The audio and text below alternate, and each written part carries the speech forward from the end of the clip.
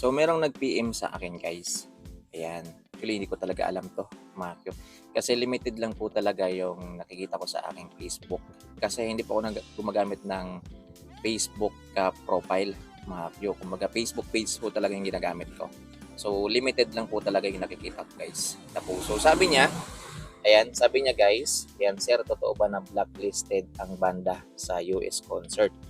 So, sumagot tayo, syempre, hindi natin alam eh. Sabi ko, ha? Hindi ko alam. Yan, sinong nagsabi, ma'am? Yan, so sabi niya, nakita niya daw sa Facebook. Yan, so tinanong ko siya guys kung sinong vlogger yung nag-post para matingnan natin. Sabi niya, basta nakita ko sir, kalbo yata yung vlogger na yun. Kalbo. Yan, ang daming kalbong vlogger. Yan, guys, baka nakita nyo yan. Yan, paano naman, patimbre naman. So, regarding naman dyan, sa blacklisted na yan, so, actually, wala akong idea. Yan, at wala pa namang balita about dyan, mga Pio. So, much better siguro, guys, na wag muna kayong maniwala basta-basta sa mga post na yan.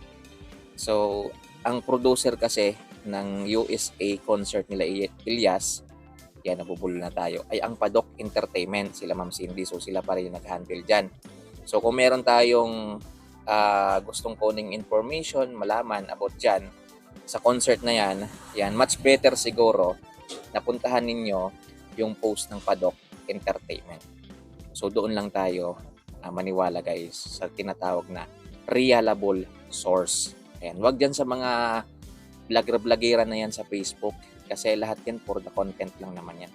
For the views. So, yun lang naman yan. Wala namang katuturan yan.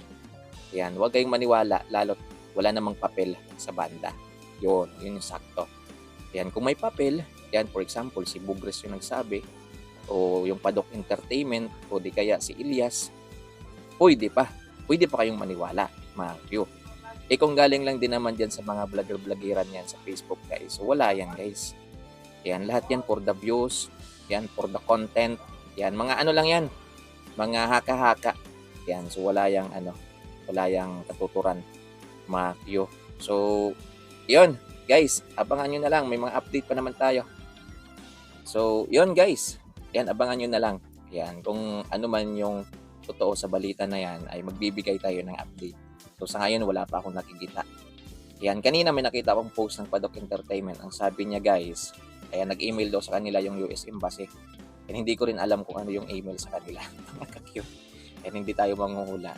Yan. So, for now, guys, yan. So, wag muna kayong papaniwala sa mga ganyang post sa Facebook. Yan. Wala pa namang announcement about dyan yung banda. So, sa kanila lang po tayo maniniwala. Once na nagsabi si Ilyas na cancel o di kaya di matutuloy, di ganun talaga guys. Wala nang problema eh. Kasi marami naman silang concert dito sa Pilipinas. Diba? At may mga concert pa sila abroad. So anong masama? For example, hindi matutuloy yung US. Bakit yun lang ba yung concert nila Ilyas? Diba guys? So pero pagdating dyan, wala pa naman yan guys. Yan. Para sa akin, tuloy na tuloy pa rin yan. Yan. Yung mga blacklisted na yan guys. Wala yan. Walang katuturan yan. Mga few.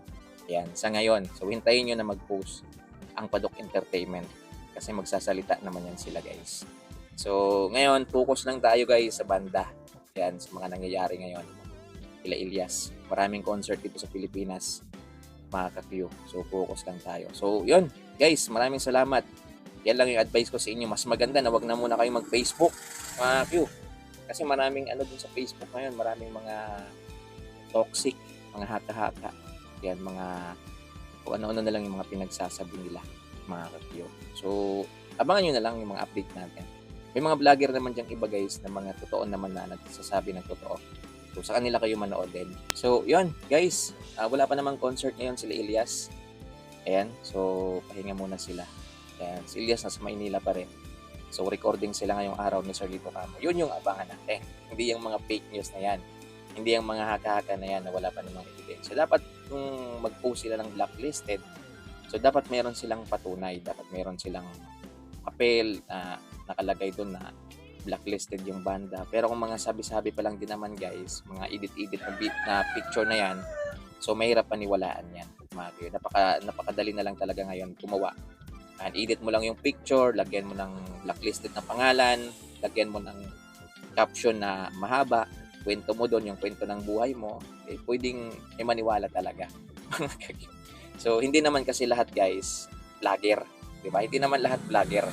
Hindi naman lahat naiintindihan na content lang yan. So, meron talagang maniniwala at maniniwala dyan, mga kapyo. Ayan. Kasi mas marami po yung viewers kaysa vlogger. Diba? So, yung vlogger, alam nila kung ano yung ano nila eh. Yan, for engagement lang din naman yan. Diba? For the views. Kasi yung mga picture na yan guys sa Facebook, yan, views, may views din kasi yan eh. At mas malaki pa nga yung kinikita niyan kumpara sa mga video, mga kapyo sa Facebook. So, yun. Ingat. God bless, mga kapyo.